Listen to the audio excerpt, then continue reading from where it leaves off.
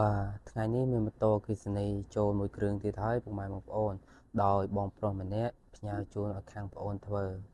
ហើយចំពោះតាប់ឡូភ្លើងភ្លឺធម្មតាពុកម៉ែបងប្អូនតែបញ្ហា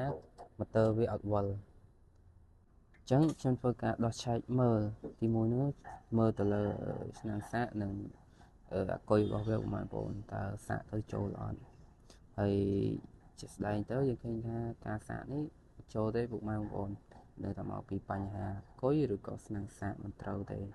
ប៉ុន្តែជាក់ស្ដែងបញ្ហាម៉ូតូនេះទី1វាខូច sensor នៅក្នុងម៉ូទ័រទី2ម៉ូទ័រវាសុទ្ធតែច្រេះហើយនឹងដីចូលទឹកចូលអញ្ចឹងពុកម៉ែបងប្អូនអញ្ចឹងតម្រូវឲ្យយើងលាងម៉ូទ័រវានិងដូរ sensor របស់វាពុកម៉ែបងប្អូនអធិស្ឋានផងដោយសារតែវីដេអូការដោះការធ្វើហ្នឹងបងប្អូនអត់បានថតជូន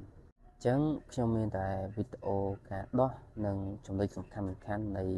បញ្ហាម៉ូទ័រឲ្យដំណើរការវិញពុកម៉ែបងប្អូនអញ្ចឹងក្រោយពីយើងដូរនិងលាងរួចរាល់ហើយយើងធ្វើការតេស្តទៅឃើញថាម៉ូទ័រវាដំណើរការវិញហើយសម្រាប់ពុកម៉ែបងប្អូនអំពុំមិញដែលជួបប្រទះនឹងបញ្ហាកង់និងម៉ូតូអគ្គិសនីខូចកំពុងតែស្វែងរកជាងបងប្អូនអំពុំមិញអាចទំនាក់ទំនងមកកាន់ AV Store ខ្ញុំបានដោយខាងប្អូនមានសេវាកម្មជួសជុលនៅកន្លែងផ្ទាល់និងសេវាកម្មដល់គេហដ្ឋានពុកម៉ែបងប្អូនសូមអរគុណ